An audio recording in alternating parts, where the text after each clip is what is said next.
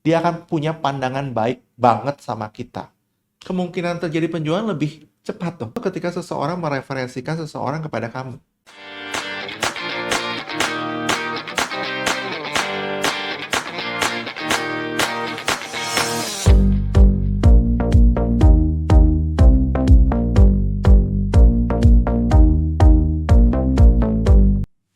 Di video kali ini kita akan membahas unsur leverage kamu sebagai sales. Kalau kamu masih mencari orang baru, oke, itu kamu masih tahap pemula, oke lah, fine lah. Kamu harus mencari orang baru. Cuman kalau kamu udah 3 tahun, 4 tahun di bisnis ini, masih mencari orang baru, boleh nggak kamu pikirin gimana caranya leverage pendapatan kamu? Karena mencari orang baru, kamu akan compete lagi dengan orang lain. Padahal ada data begini loh ya. Data menurut AC Nielsen, 83% orang membeli sesuatu kepada seseorang karena rekomendasi seseorang. Ya. Jadi sebenarnya ketika kamu direkomendasikan sama seseorang, 83% kemungkinan terjadi penjualan lebih cepat tuh. Jadi usulan saya adalah boleh nggak mulai sekarang memikirkan untuk meleverage dengan mencari referral yang lain. Referral itu gimana sih? Referral itu ketika seseorang mereferensikan seseorang kepada kamu.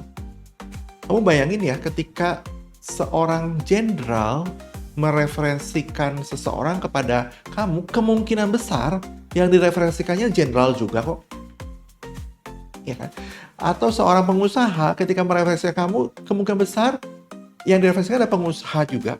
Jadi bayangkan ya, mendadak kamu akan bertemu dengan orang yang mungkin kamu nggak pernah ketemukan, tapi langsung naik ke level tertentu yang kalau kamu sengaja nyari, mungkin kamu nggak akan ketemu. Apakah yang memberi referral orang yang harus beli ke kita? Nggak juga kok.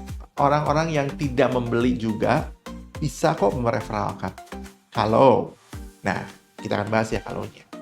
Satu, kalau kamu minta. Kalau kamu nggak minta, ya nggak dikasih lah. Kalau kamu nggak minta, ya mungkin dikasih, tapi nggak sekarang gitu.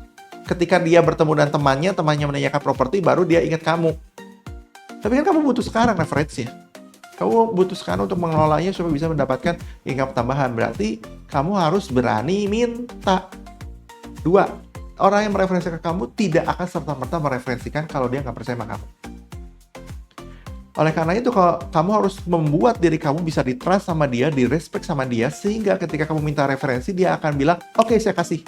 Bukan bilang begini, mikir-mikir dulu ya, ntar kalau ada aja. Nah, itu berarti dia sebenarnya trust issue sama kamu. Tapi kalau dia bilang, oke, saya akan kasih, ini nomor teleponnya, berarti trust level kamu oke nih.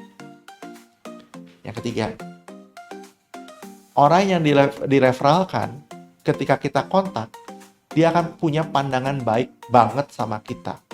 Karena dianggapnya kita adalah bestie-nya, kita ada ordalnya, kita ada orang yang dipercaya sama orang tersebut, sehingga dia mengirimkan kita untuk membantu dia.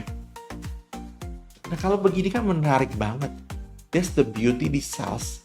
Kalau begini kan penjualan kita akan leverage terus-terusan dong. Kita tidak akan mengulang lagi ke tahapan paling awal mencari network atau jaringan yang baru. Itu nggak salah, itu harus dilakukan iya, tapi ini akan menolong leverage.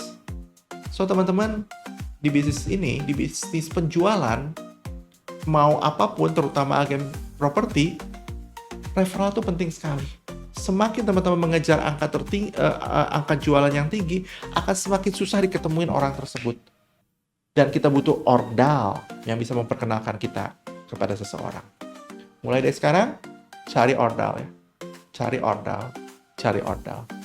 Karena suka nggak suka, penjualan kita, sukses kita, ada sih hubungan sama ordal.